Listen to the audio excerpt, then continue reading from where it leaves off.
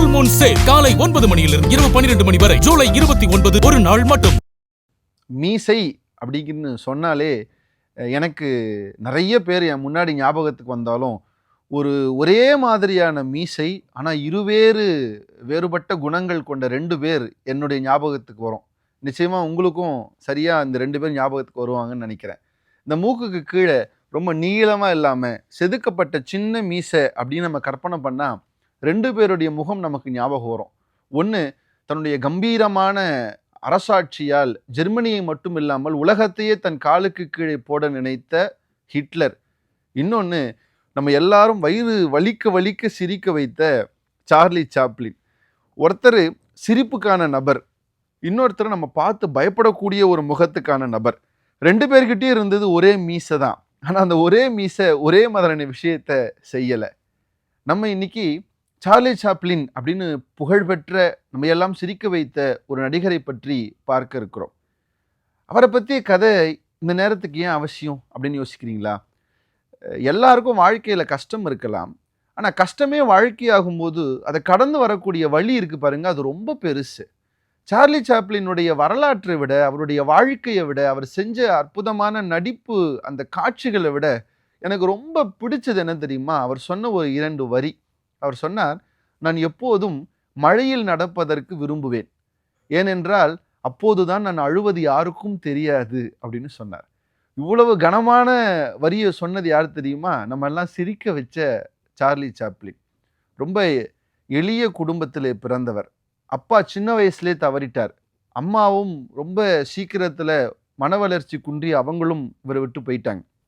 அம்மா போனதுக்கு பிறகு மேடை ஏறி அம்மா பாடிய பாடல்களை இவர் பாடி ஒரு கலைஞனாக தன்னுடைய வாழ்க்கையை தொடங்கினார். ஆனால் அவருக்கெல்லாம் ஆசை நடிக்கணுங்கிறது தான். ஆனால் ஒரு பெரிய பிரச்சனை, அவருக்கு டயலாக்ஸ் பெருசாக பேச வராத மாதிரி இருந்தது. வசனங்கள் தான் ஒரு திரைக்காட்சிக்கு அவசியம் என்ற போது வசனமே இல்லாமல் என்னால் சிரிக்க வைக்க முடியுங்கிற ஒரு புதிய யுக்தியை சார்லி சாப்ளின் கையில் எடுத்தார். அவர் தனக்குன்னு ஒரு புது தோரணையை கொண்டு வந்தார். தொலைன்னு ஒரு பெரிய பேண்ட்டு, ஒரு தொப்பி, ஒரு சின்ன மீசை, கண்ணை அப்படி மூடி திறக்கிற ஒரு மாதிரி அந்த ஃபேஸ் எக்ஸ்பிரஷன்னு தனக்குன்னு ஒரு தனி அடையாளத்தை கொண்டு வந்து சார்லி சாப்ளின் என்கிற ஒரு பெரிய புகழை தன்னுடைய பேருக்கு கொண்டு வந்தார்.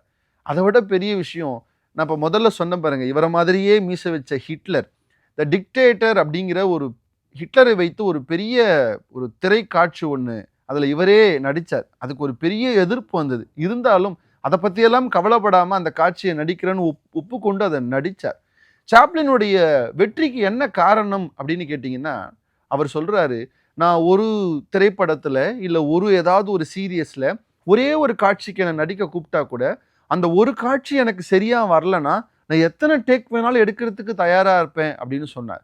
அந்த மாதிரி ஒரு படத்தில் ஒரு சின்ன காட்சிக்காக 360க்கு மேலேயும் டேக் எடுக்க சொன்னப்ப 360வது டேக்கும் கூட முதல் டேக்கில் எப்படி சந்தோஷமாக பண்ணாரோ, எவ்வளோ அழகாக பண்ணாரோ, பிரிஸ்காக பண்ணாரோ, அதே மாதிரி 360வது டேக்லேயும் எந்த விதமான தொய்வும் இல்லாமல் அவர் நடித்து கொடுத்தாராம். ஏன் சார்லின் வெற்றி அடைஞ்சாருன்னு நினைக்கிறீங்க? முதல் டேக்கில் மட்டும் ரொம்ப சந்தோஷமாக பண்ணிட்டு இந்த டேக்கு போக போக அவர் தொய்வு அடைஞ்சிருந்தாருன்னா சார்லின் இவ்வளோ பெரிய வெற்றிக்கு வந்திருக்க முடியாது. யார் ஒருத்தர் தனக்கு வாய்ப்பு கிடைக்கும் போது, தனக்கு ஒரு மேடை கிடைக்கும் போது, அந்த மேடையில் எத்தனை முறை நம்ம ஏறி நிற்க வைக்கிற போதும் கூட விடாமுயற்சியோடு அதே வேகத்தோடு யார் செயல்படுகிறார்களோ அவர்கள்தான் ஜெயிக்க முடியும்னா, அப்படி ஒரு வெற்றியை தனதாக்கி கொண்டவர் தான் சார்லி சாப்ளின். அவருடைய புகழின் உச்சம் அப்படின்னு சொன்னீங்கன்னா, அவருடைய நிறைவு காலத்தில் அவரை நாடு கடத்தினாங்க. அவர் கொஞ்சம் அரசியல் சார்ந்து சில விஷயங்கள் செய்தாருன்னு அவரை நாடு கடத்தி சுவிட்சர்லாந்துக்கு அனுப்புனாங்க. தன்னுடைய சொந்த நாட்டில் 20 வருடங்கள் அவர் இல்லை. 20 வருடங்களுக்கு பிறகு திரும்பி அவர் நாடு வரும்போது அவருக்கு ஆஸ்கர் விருது வழங்கப்பட்டது. ஆஸ்கர் விருது எல்லாருக்கும் கிடைக்கும், இதுக்கு பின்னாலும் கூட பல பேருக்கு கிடைக்கும். ஆனால் சாப்ளினுக்கு கிடைத்த மாதிரி ஒன்று கிடைக்குமானா நிச்சயமா இல்லை. அப்படி என்ன கிடைச்சது தானே கேட்குறீங்க? அவருக்கு அந்த மேடையில் விருது கொடுக்கும்போது கீழே நிற்கிற அத்தனை பேரும் எழுந்து நின்று, இந்த ஸ்டாண்டிங் ஓவேஷன் ஆங்கிலத்தில் சொல்லுவாங்கல்ல, எழுந்து நின்று கிட்டத்தட்ட 12 நிமிடங்கள் தொடர்ச்சியாக கைத்தட்டி கொண்டே இருந்தார்கள் அப்படிங்கிறத நம்ம பார்க்க முடியுது. இது வரைக்கும் ஆஸ்கர் வரலாற்றில் யாருக்கும் பெருசாக ஸ்டாண்டிங் ஓவேஷன் கொடுத்ததில்லை. அப்படியே கொடுத்தாலும் 12 நிமிடங்களுக்கு கைத்தட்டி ஒருவரை புகழின் உச்சியில் வைத்து கொண்டாடியதுன்னா அந்த வரலாறு இதற்கு முன்னாலும் கிடையாது, சாப்ளினுக்கு பின்னாலும் கிடையாதுன்னா, அப்படி ஒரு பெரிய ஒரு வெற்றியை சாப்ளின் அடைந்தார் அப்படின்னு சொன்னா, தன்னுடைய ஏழ்மையை, குடும்ப கஷ்டத்தை, கண்ணீரை கூட மறைத்து கொண்டு, நீங்க அவருடைய படங்கள் காட்சிகள்லாம் பாருங்களேன், அதுல முழுக்க முழுக்க அவருக்கு அடிப்பட்டதாவே தான் காமிப்பார். அவர்கிட்ட கேட்டாங்க, எப்படி நீங்க இவ்வளவு இயல்பா நடிக்கிறீங்கன்னா, அவர் ரொம்ப சாதாரணமா சொன்னார், நான் எங்க நடிச்சேன், என் வாழ்க்கையில நான் பட்ட கஷ்டத்தெல்லாம் காட்சியாக்கி கொடுத்தேன், எல்லாரும் சிரிச்சாங்கன்னு சொன்னார். உண்மையிலே இந்த ஒவ்வொரு காட்சியில் இருக்கிற வலியும் அவர் உண்மையிலேயே அனுபவித்த வலிகள் தான்.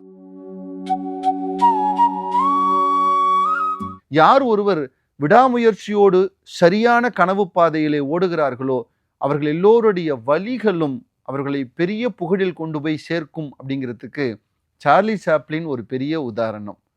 நன்றி, வணக்கம்.